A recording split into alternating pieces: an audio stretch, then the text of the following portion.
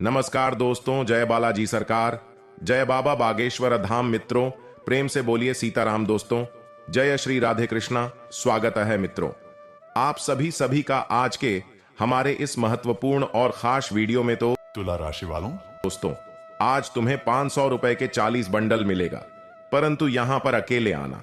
जी हां मित्रों, आज शाम 3:30 के बाद आप इस जगह पर ये दो व्यक्ति आकर देख लेना।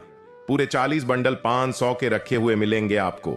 जी हां दोस्तों, हनुमान, महावीर, बजरंग बली जी आपके जीवन में बहुत बड़ा चमत्कार करने वाले हैं, जिन्हें देखकर आपके आंखों में खुशी का आंसू आ जाएंगे। क्योंकि मित्रों, आपके जीवन में बालाजी की ऐसी कृपा पहली बार हो रहे हैं जिनमें आपके जीवन की महत्वपूर्ण खुशी का दिन होगा।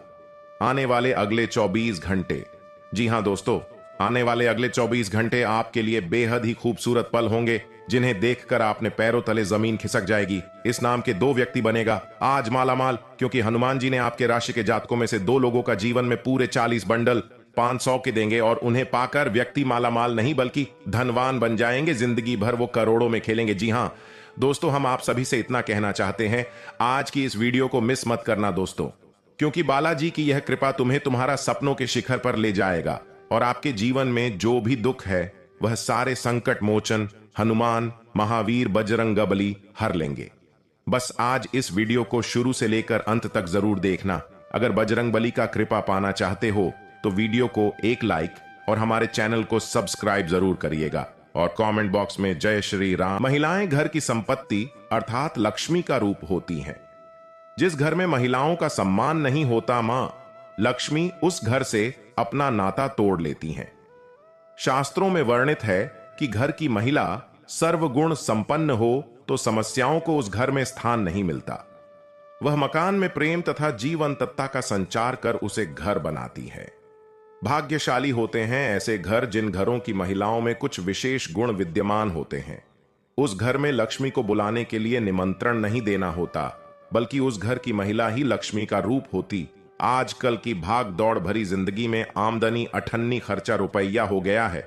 इसके बाद भी लोग खड़ी मेहनत करते हैं ताकि वह अपना और अपने परिवार को एक खुशहाल जीवन दे सकें और जरूरतों को पूरा कर सकें। वहीं कुछ ऐसे लोग होते हैं जो कम मेहनत करते हैं फिर भी सफल हो जाते हैं। भगवान गणेश देवों के देव, भगवान शिव और माता पार्वती के पुत्र हैं। श्री गणेश समृद्धि, बुद्धि और सफलता देने वाले और जीवन से बाधाओं को दूर करने वाले देवता माने जाते हैं। बुधवार का दिन गणेश जी को समर्पित है। वह इस दिन पूरे विधि विधान के साथ भगवान गणेश की पूजा की जाती है। गणेश जी भक्तों पर प्रसन्न होकर उनके दुखों को हरते हैं और सभी मनोरथों को पूर्ण करते हैं। भगवान गणेश स्वयं रिद्धि सिद्धि के दाता और शुभ लाभ के प्रदाता हैं। यदि वह प्रसन्न हो जाएं तो अपने भक्तों की बाधा, स्कंठ, रोग, दोष तथा दरिद्रता को दूर करते हैं। आपने देखा होगा कि अक्सर लोग अपने घर के मुख्य दरवाजे के बाहर या फिर गणेश जी के पूजन के समय शुभ लाभ लिखते हैं। ये क्यों लिखते हैं और क्या है इनका भगवान गणेश जी से संबंध, जानते हैं? शास्त्रों और ग्रंथों में जीवन यापन को सरल और सफल बनाने के लिए कई नियम बनाए गए हैं। इन नियमों के पालन करने से परिवार में सुख शांति के साथ समृद्धि बढ़ती है और इसका लाभ पीढ़ियों तक मिलता है। आज हम आपको शास्त्रों में बताए गए कुछ ऐसे काम की जानकारी देंगे जो आपके घर में खुशहाली और एकता के साथ समृद्धि भी लाएगी। आइए जानते हैं शास्त्रों में बताए गए इन नियमों के बारे में। आजकल की भागदौड़ भरी जिंदगी में आमदनी अठन्नी खर्चा रुपया हो गया है।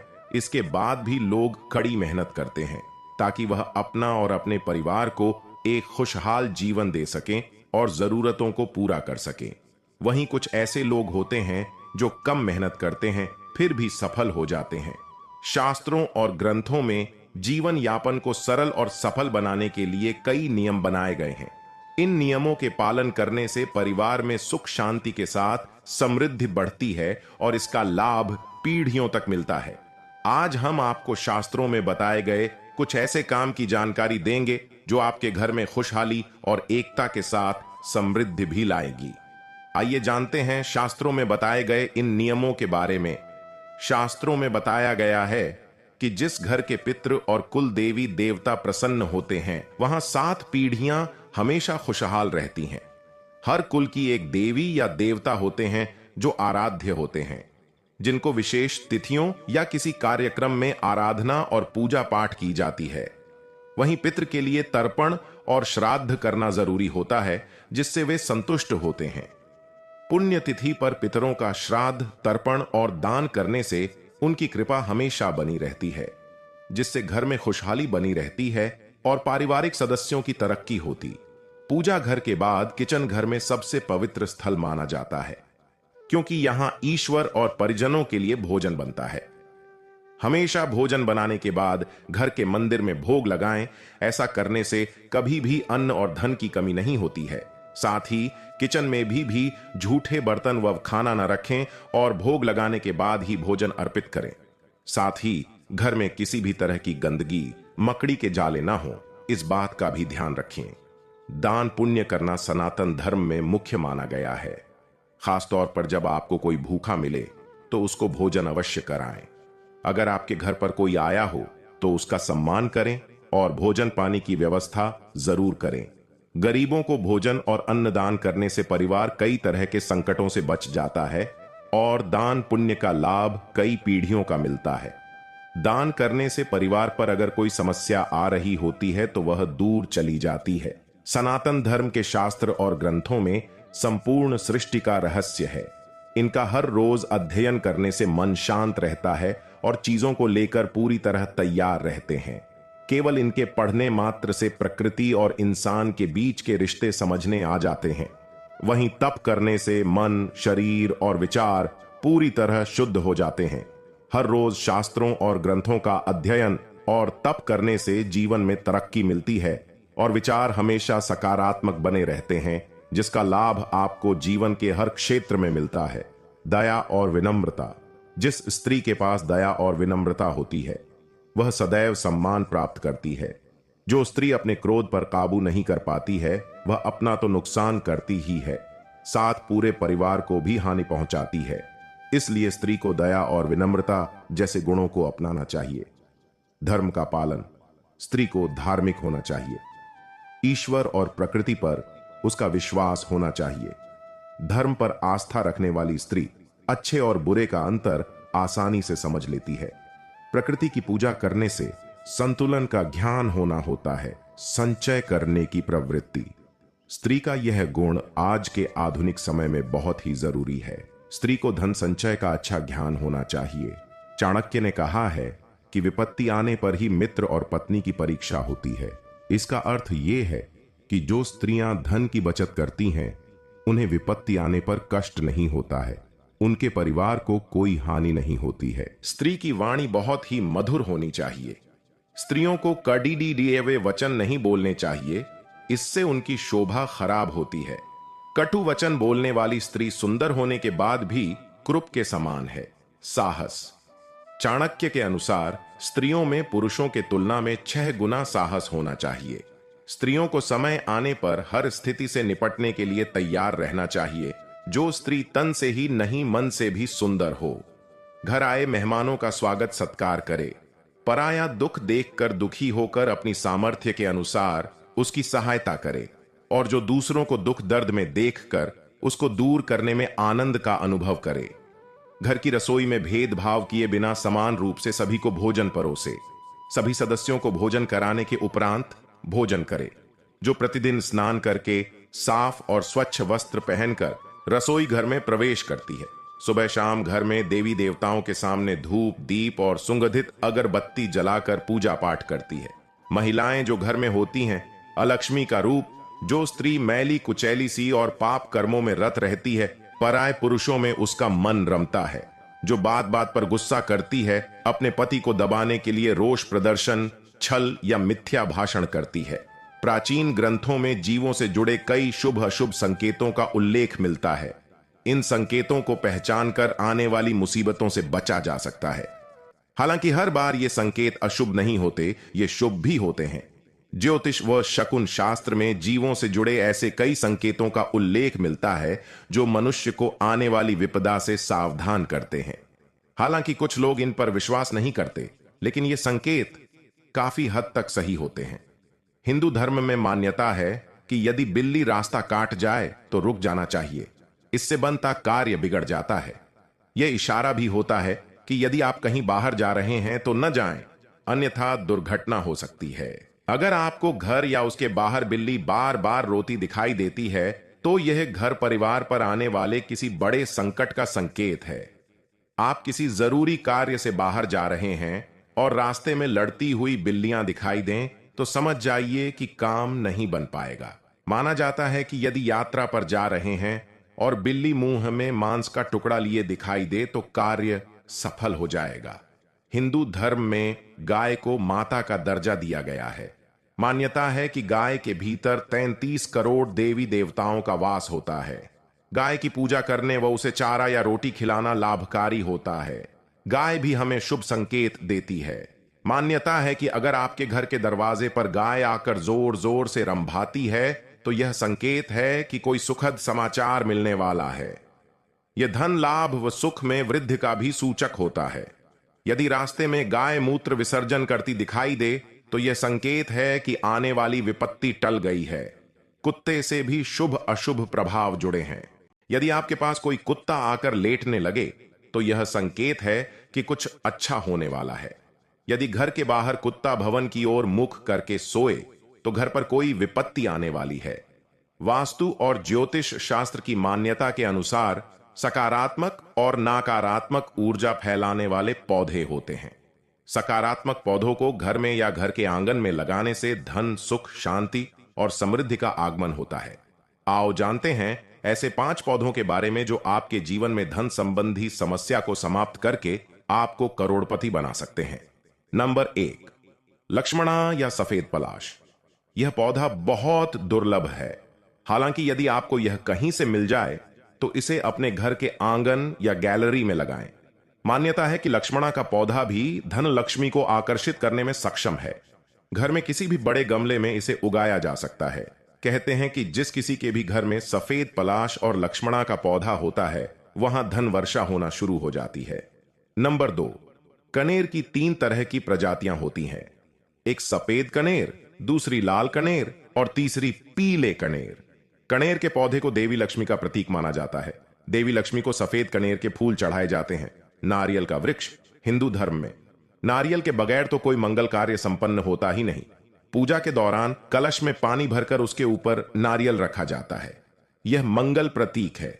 नारियल का प्रसाद भगवान को चढ़ाया जाता है। नारियल के पानी में पोटेशियम अधिक मात्रा में होता है। इसे पीने से शरीर में किसी भी प्रकार की सुन्नता नहीं रहती। ज्योतिष शास्त्र में गुरु और चंद्रमा दोनों को शुभ ग्रह कहा गया है। कुंडली में गुरु और चंद्रमा एक साथ बैठे होते हैं तब गजकेशरी योग बनता है। इस योग का अर्थ है हाथी पर बैठा शेर होता है। इस योग को राजयोग की श्रेणी में रखा गया है।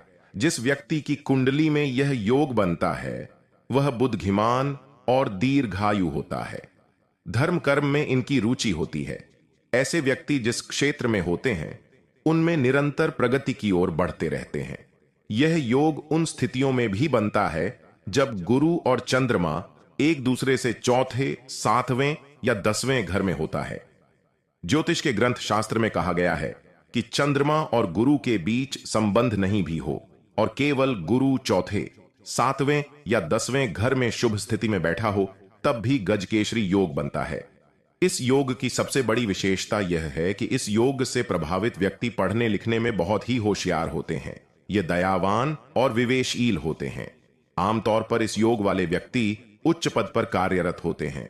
अपने सद्गुणों के कारण मृत्यु के पश्चात भी इनकी ख्याति बनी रहती है।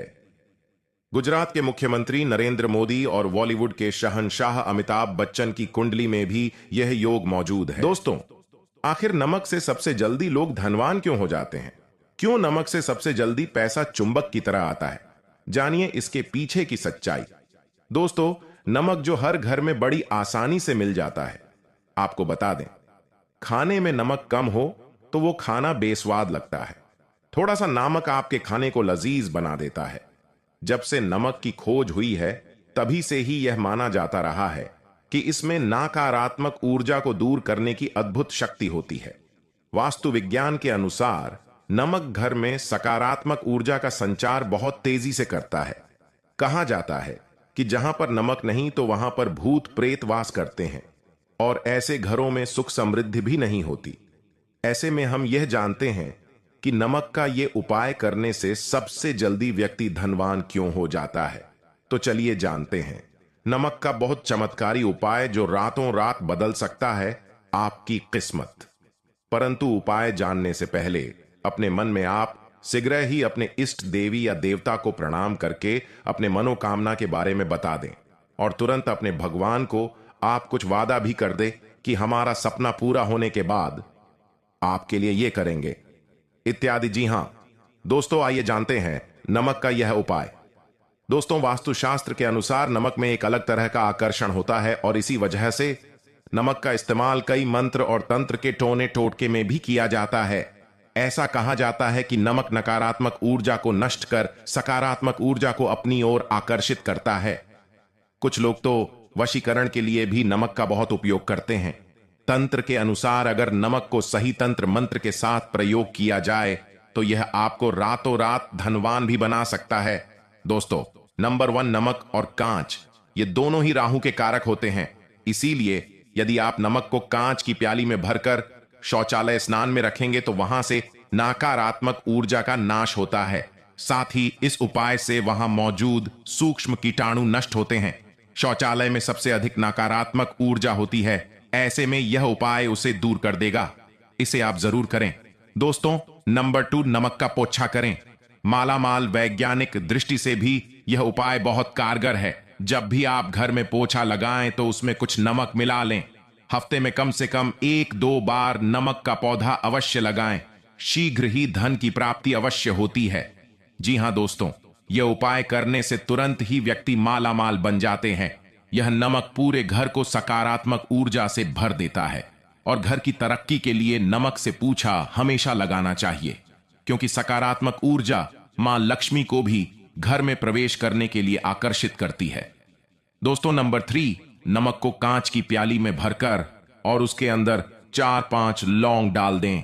ऐसा करने से घर में धन की बरकत हमेशा बनी रहती है और माता लक्ष्मी भी प्रसन्न रहती है और व्यक्ति जो भी चाहता है वह सब मनोकामना पूर्ण होते जाता है। दोस्तों,